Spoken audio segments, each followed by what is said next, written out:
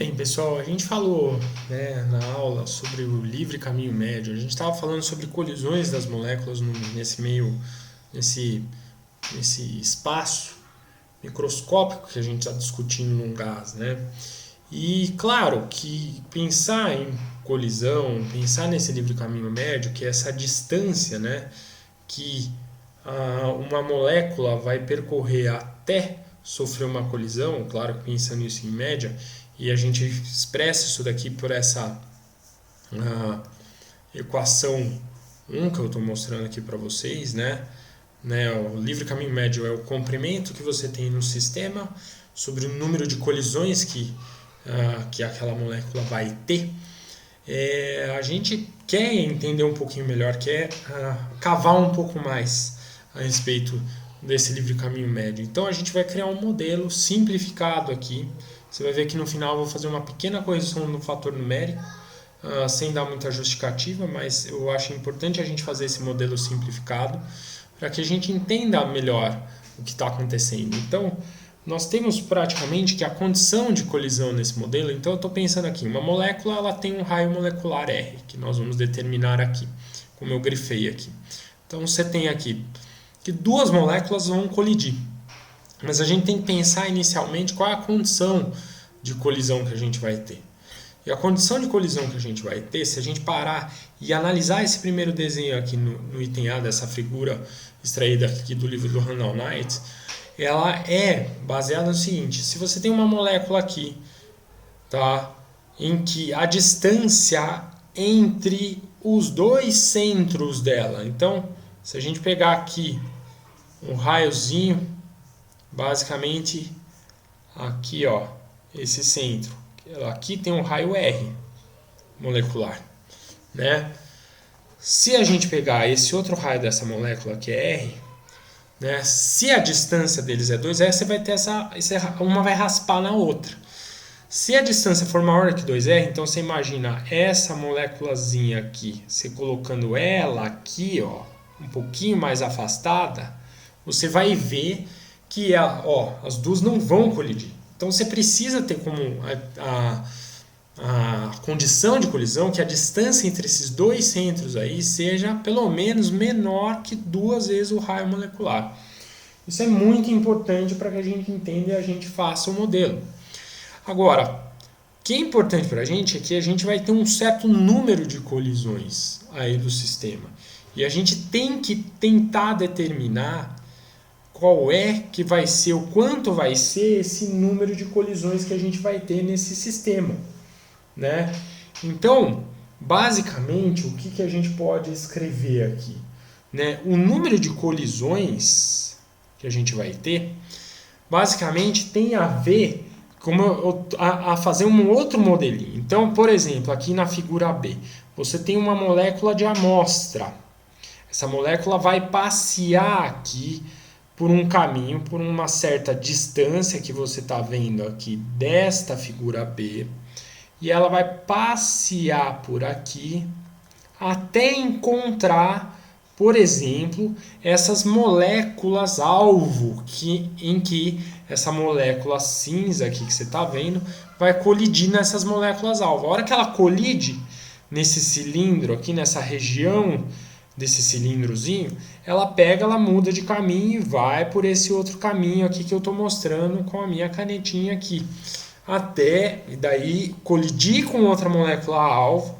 E claro que a condição limite, né, desse modelo tem que ser, né, aqui 2R, né?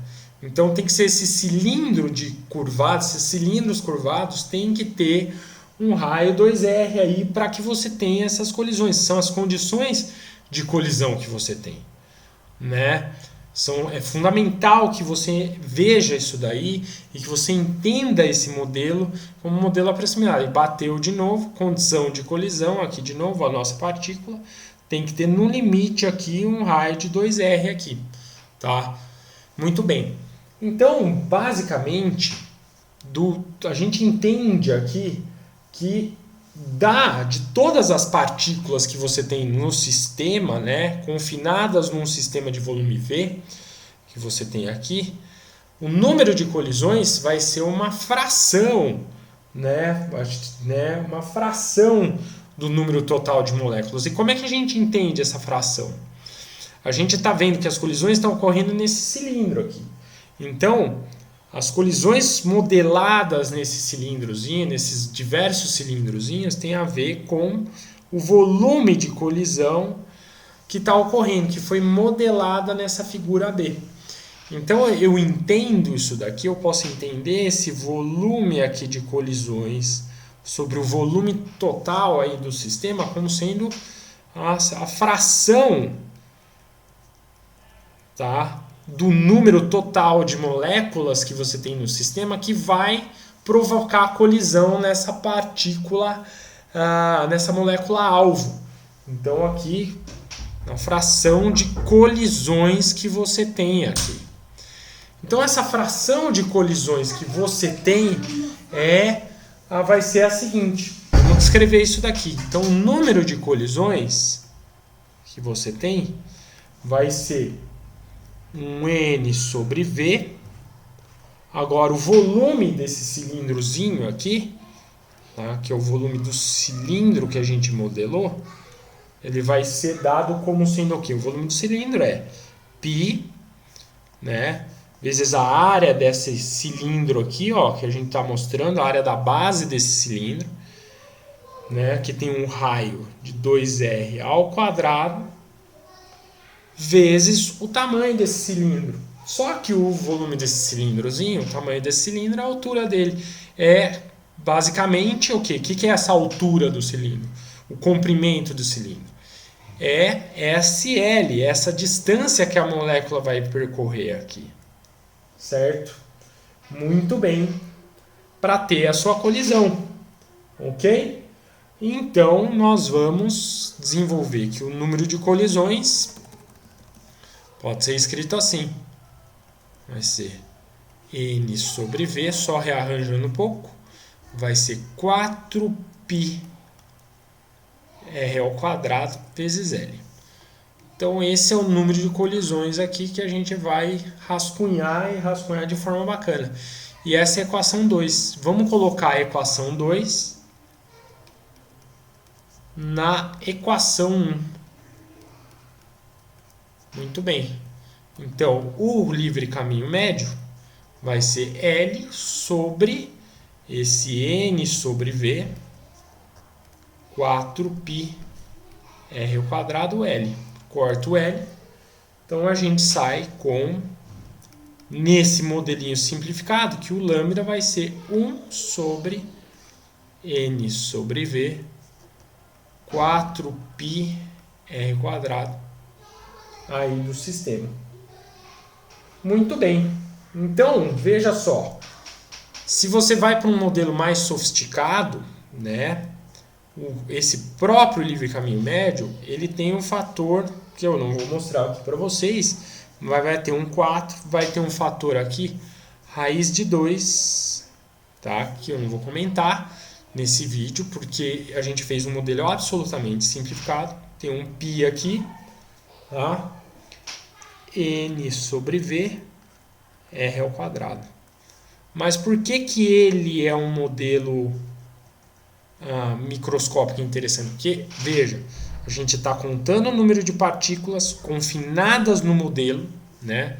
Então, N é o número de moléculas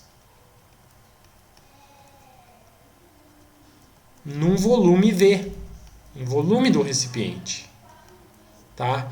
E R é o que? É o raio da molécula que a gente já falou lá em cima, né? É o raio da molécula que a gente já falou lá em cima. Então, ele depende, então, ó, do quantas moléculas você tem no sistema, confinadas no sistema, e depende aí do raio molecular. Então, o livre caminho médio ele pode ser descrito de uma forma completamente, né, microscópica, com grandezas físicas que são tratadas e imaginadas microscopicamente. Certo? É isso aí. Grande abraço.